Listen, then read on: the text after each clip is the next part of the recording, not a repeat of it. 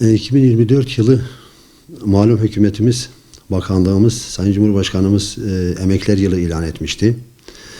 Birçok alanda başta ulaşım sektörü olmak üzere birçok alanda emeklilerimize bazı avantajlar öngörüyordu.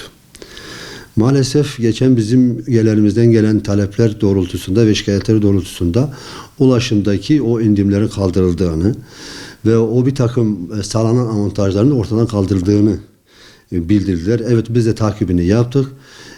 Başta demiryolları olmak üzere birçok alanlarda o avantajların kaldırıldığını gördük. Bu ne demek arkadaşlar?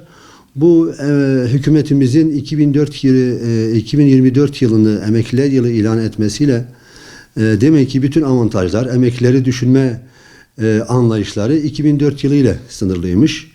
2004 yılı bittiğinde bütün avantajlarda rafa kaldırıldığını maalesef üzülerek görüyoruz. Bunu kendi üyelerimize alanda aldığımız bilgiler de bize teyit ediyor. Biz de umutlanmıştık. 16 Ocak 2024 tarihinde Sayın Cumhurbaşkanımız 2024 yılını emekli yılı ilan etmişti. Daha sonraki Nisan-Mayıs aylarında bakanlığımız, Çalışma Bakanlığı da emeklilerle ilgili bir çalıştay yapmıştı. O çalıştay kapsamında birçok kamu kuruluşunda emeklilere bazı avantajlar sağlıyordu. Baktık, onlar da örneğin Gençlik Spor Müdürlüğü KYK yurtlarında yazın emeklilerin hizmetlerine sunmuşlardı. Ancak biz yaptığımız araştırmaya göre sadece benim üyelerim arasında bir kişi faydalanmıştı. Onu da dün itibariyle teyit etti ki onlarla ilgili hiçbir çalışma yok, olup olmayacağıyla ilgili herhangi bir bilgi yok. Yani belirsizlik var.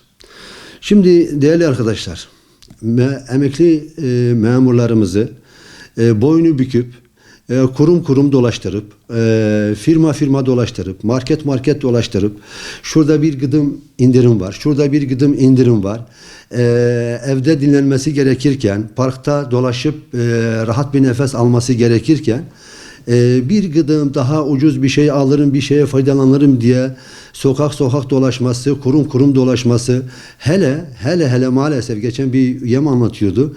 Bir kuruma gitmişim, işte emeklilerin şu avantajdan faydalanmak istiyorum demesi, sanki dilenciye para verirmiş muamelesi yapması, o da işin cabası, gerçekten de bizim çok zorumuza gidiyor. Biz hepsini reddediyoruz. Bütün bu avantajları sayın hükümetimize diyoruz ki bu avantajları yapmayın bize. Çünkü bütün bu avantajların toplamında elde edilen pek de ciddi bir şeye tekabül etmiyor.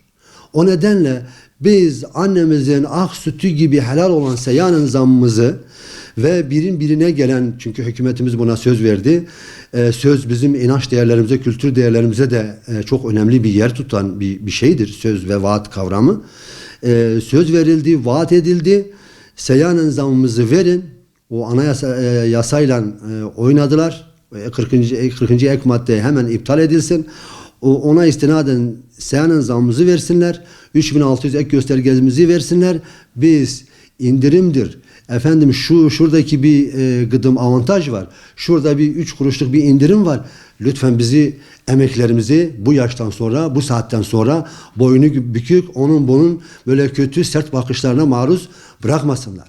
Biz indirim peşinde değiliz, biz dilenci değiliz, biz onurlu ve gururlu insanlarız. Emeğimizle, alın terimizle hayatımızı geçirdik, devletimize emeğimizi sattık. Ama bu saatten sonra da bizi dilenci durumuna bir zahmet sokmayın. O duruma da getirmeyin. Buna hakkınız da yoktur. Bize bunu yaşatanlara da ayrıca hakkımızı da helal etmiyoruz. Sayın Cumhurbaşkanımıza buradan sesleniyorum. Alttan gelenler ya da bu bürokratlar zannediyorum Sayın Cumhurbaşkanımızı yanıltıyorlar. Çünkü verdiği söz, verdiği vaat var. Cumhurbaşkanımızın vaatlerini ve sözleri bugüne kadar yerde kaldığını biz duymadık, görmedik. Bunun dışında.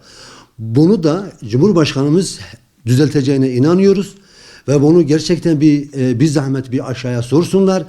Mağduriyetin, emekli memurların özellikle 40 yılını, 45 yılını devletimize emek vererek hayatını geçirenler böyle dilenci durumuna, efendim akşama kadar market ya da esnaf dolaşıp bir gıdım biraz daha ucuz bir şey alayım diye zamanını bir zahmet harcatmasınlar. Yazıktır, günahtır bu emektarlara, bu emeklilere. Emekli yılıdır.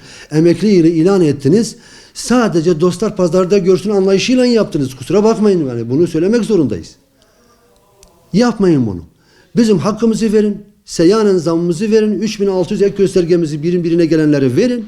Biz başka bir ihsan da istemiyoruz. Hepinize teşekkür ediyoruz. Allah razı olsun.